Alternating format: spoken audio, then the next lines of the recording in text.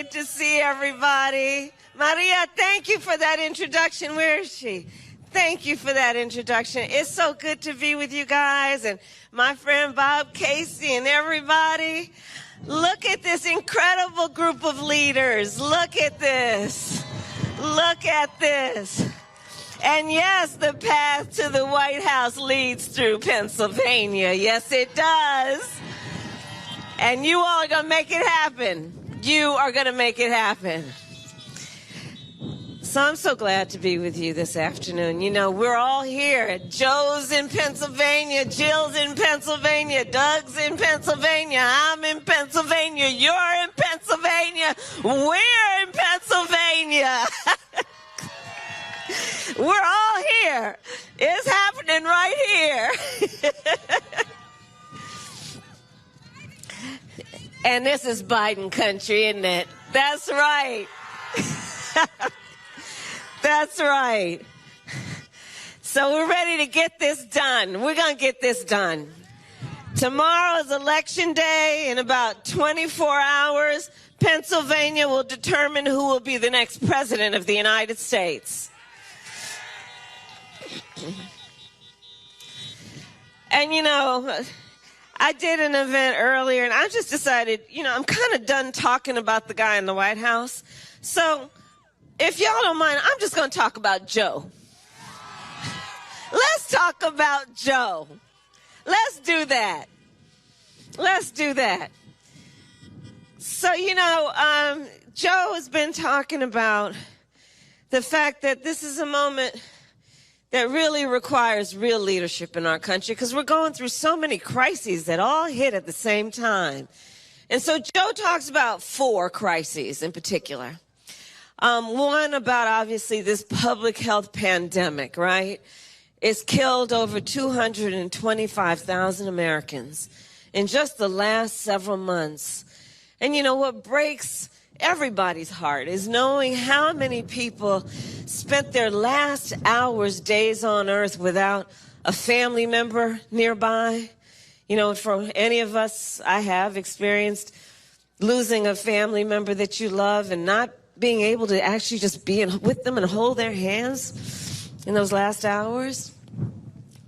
Over 9 million people have contracted this virus. Doctors are talking about the long-term health consequences, including things like lung scarring.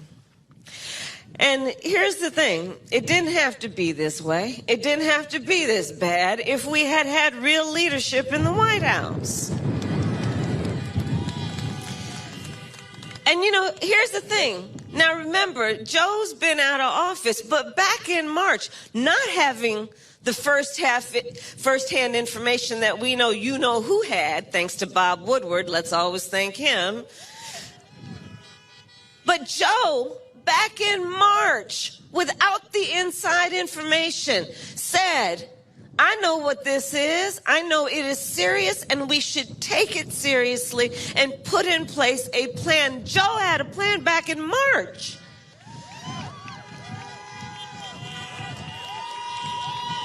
Because remember, Joe has dedicated his life to public service.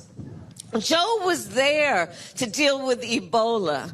Joe knows the responsibility of the highest office in the land to deal with issues like this. So back in March, Joe talked about a plan. Joe understands when we're dealing with a public health crisis, we need to kick in one of the most fundamental responsibilities of government, which is to concern itself with the health and well-being of the American people. Joe understood that back when he and President Obama, Barack Obama president, Joe Biden vice president, pushed through the Affordable Care Act, which was one of the most major and influential public policies we had seen since Social Security. It brought health care to over 20 million people that didn't have it. It protected people with pre-existing conditions. Raise your hand or honk if you know somebody with diabetes or high blood pressure or lupus or a breast cancer survivor. And you know, I mean, Pennsylvania knows Joe more than most. He's spent far too much time in a hospital with the people he loves. He knows that when we're talking about health care, it's about understanding that nobody should suffer, that nobody should go through unnecessary pain simply because they don't have enough money in their back pocket. Joe knows that access to health care should be a right and not just a privilege of those who can afford it.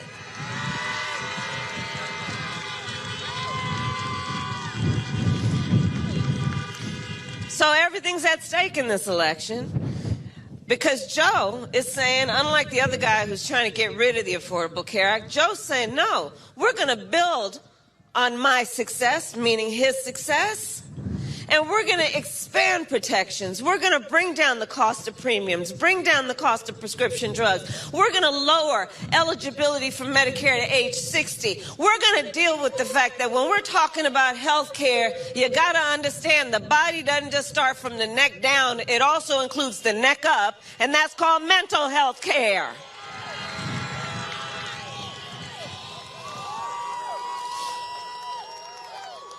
There's a real choice in this election. Joe talks about the fact that we're in the midst of an economic crisis, in large part because of this pandemic. But look, we also know even before the pandemic, far too many Americans were working 2 and 3 jobs to try and pay the rent and put food on the table. Joe understands that in the America we believe in, nobody should have to work more than 1 job to pay the rent and put food on their table.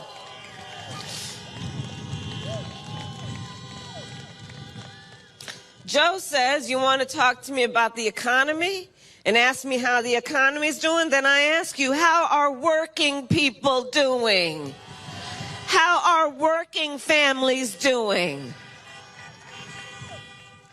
Joe understands that when they pass that tax bill benefiting the top 1% and the biggest corporations of America, causing us to deal with a $2 trillion deficit, that wasn't about working people. And if we get done what we need to get done, Pennsylvania, in the next 24 hours, Joe and I are about to get rid of that tax bill.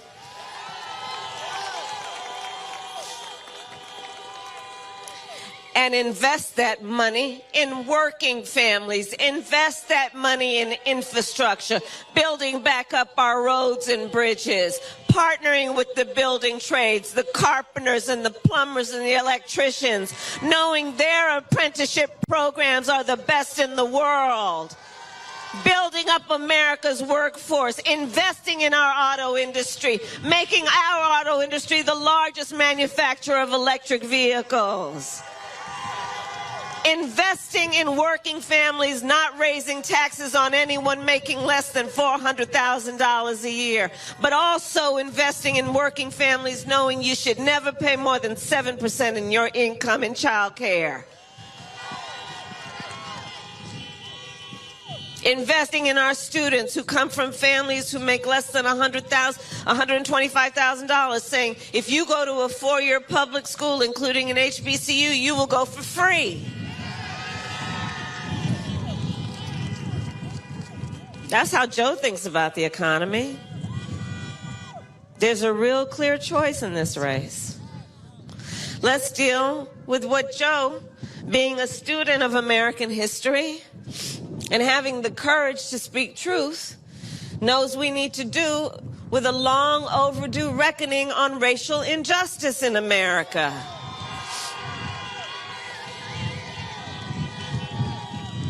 Joe has the courage to speak a term the other guy will never say: Black Lives Matter.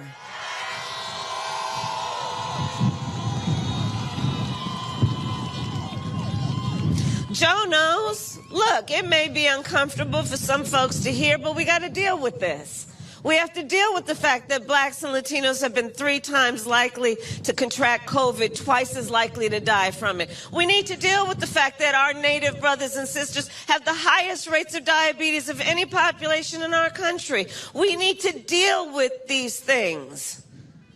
Joe knows that we are done with a so-called leader who has spent full time trying to sow hate and division between us, trying to get Americans to turn on each other. We're done with that.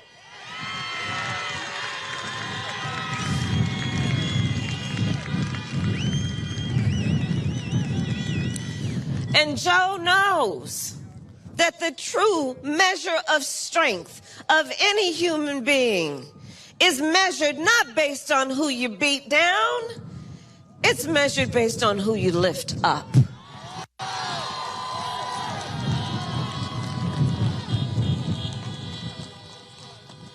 There's a real clear choice in this election. Joe talks about the climate crisis, because he's clear about that too. He's clear about the fact that, y'all know I come from California. He's clear that the West Coast is burning. From California to Oregon to Washington over to Colorado, wildfires. I've met with families who are evacuated never to be able to return to their home. Firefighters who are fighting fires while their own homes are burning. My brother-in-law is a firefighter. Up and down the Gulf Coast states, people being battered by those storms. There have been 5 named storms this year alone.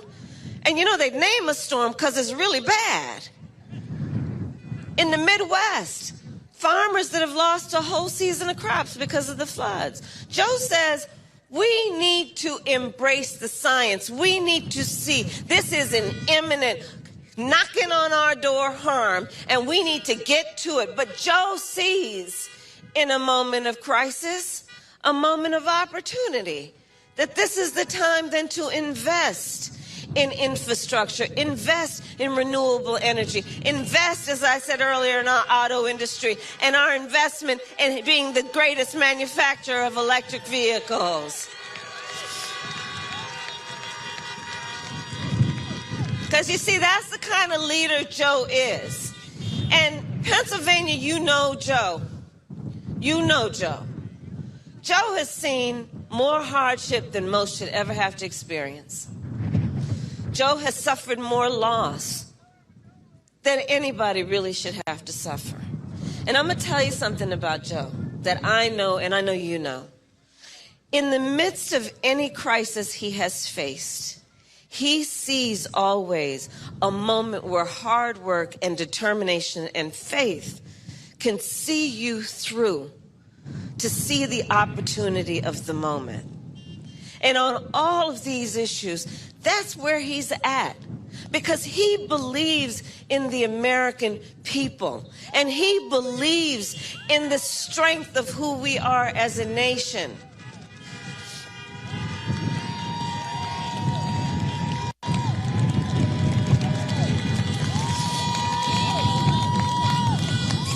So I'm here to thank you all for everything you've been doing these last years, months, days, hours. I'm here to remind you, if you're here, you're a leader. So I'm here to remind us all that we still got a lot of time and a lot of work left to do before this election is over. Got a lot of work to do. And we want to make sure everyone votes. And as leaders, I'm sure you have been approached with a question I have been approached with, which is, why should I vote? And essentially, I believe there are 3 reasons that all of us should vote. 1, let's honor the ancestors. Let's honor the ancestors. This year we lost a great American hero, Congressman John Lewis. John Lewis, who fought, who shed blood on that Edmund Pettus Bridge for our right to vote and the right for black people to vote in America. Let's honor the ancestors. This year, we celebrated the passage of the 19th Amendment. Because those suffragettes 100 years ago in all their white were marching and shouting, saying women have a right to vote too.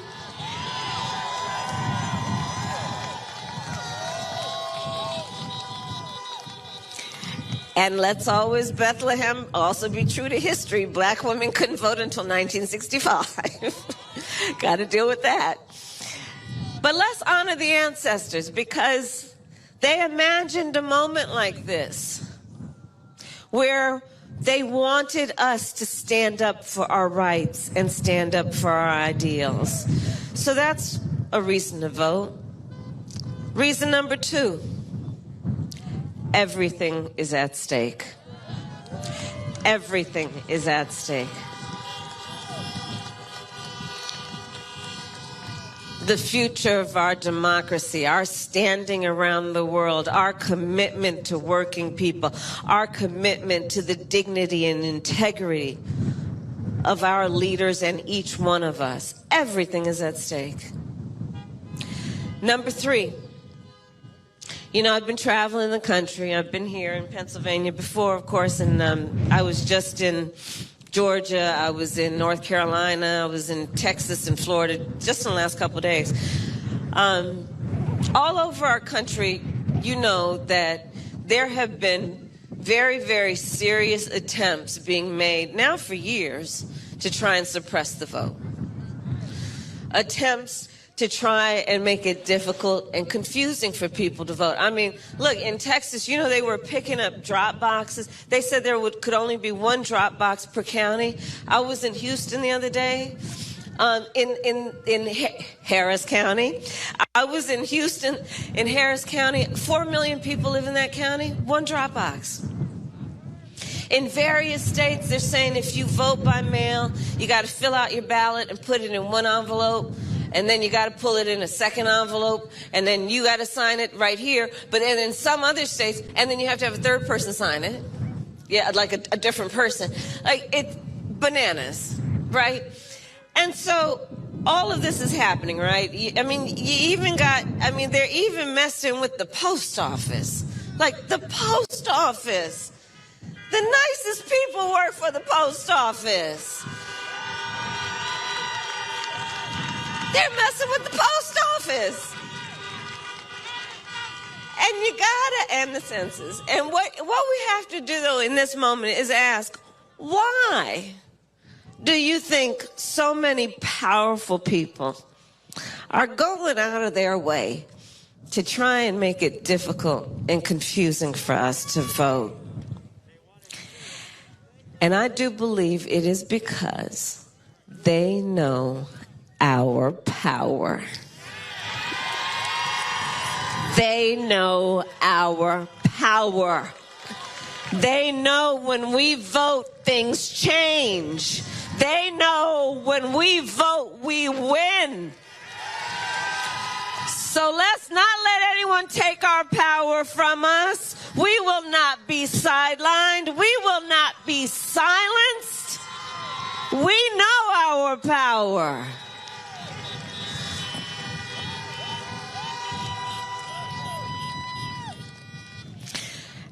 And my final point then is this.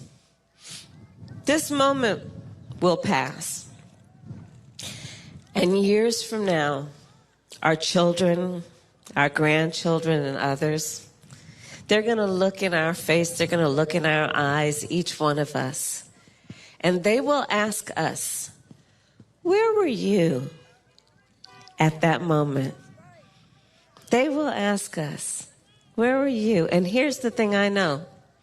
We will tell them so much more than just how we felt. We will tell them what we did. We will tell them we organized. We will tell them we mobilized. We will tell them we emailed and we texted and we called till folks got sick of us, but we knew they'd get over it. And we will tell them, Bethlehem, that we elected Joe Biden the next president of the United States. Thank you.